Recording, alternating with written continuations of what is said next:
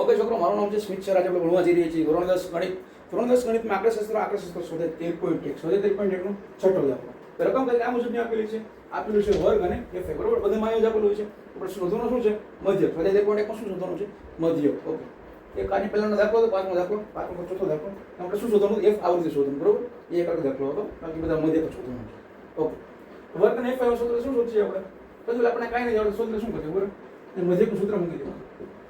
મધ્ય x બાર, મધ્યકને શું કહેવાય? x બાર કહેવાય.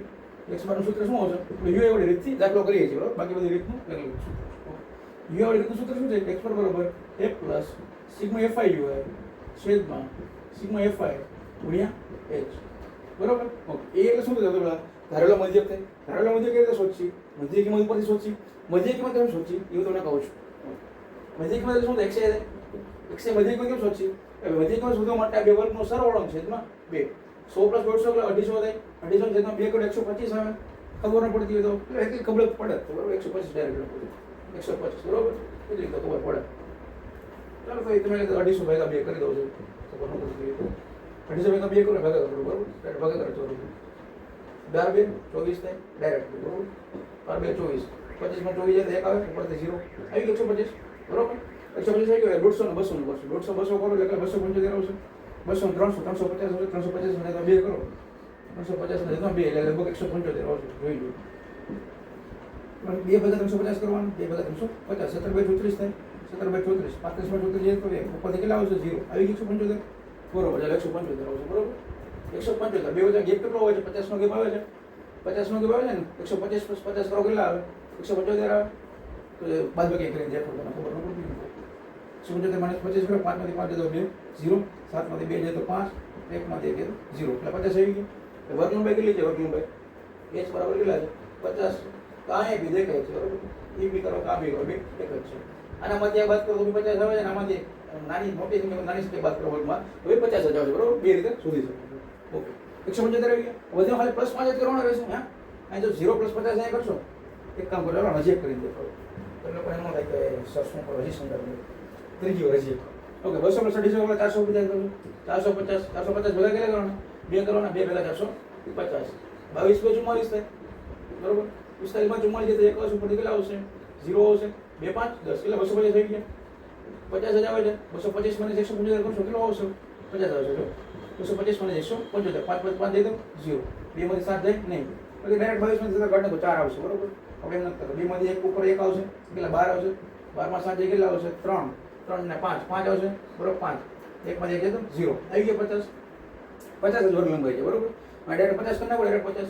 તો અહીંયા 0 આવશે, અહીંયા 7 આવશે, આ 200 નો આવશે. બરોબર, 270 માં આવશે ને 270.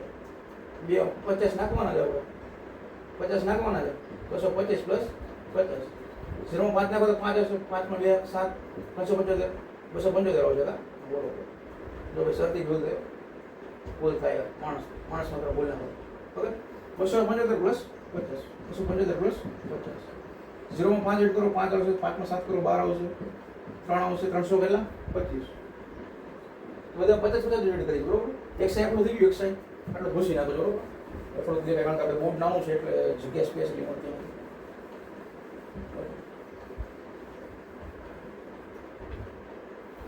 હવે આપણે શું ધારેલો મધ્ય લેવાનો છે ભાઈ? ધારેલો મધ્ય આપણે કોને લેવી છે? વચ્ચેની સંખ્યાને લેવી છે.